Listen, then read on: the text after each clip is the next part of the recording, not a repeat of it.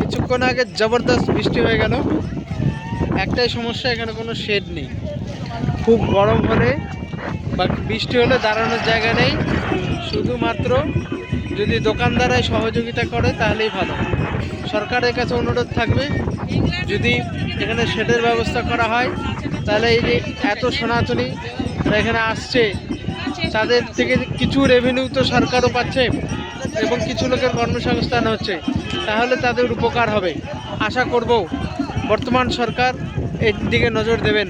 তামিলনাড়ু সরকার অবশ্যই এই দিকে নজর দেওয়ার আহ্বান জানাচ্ছি।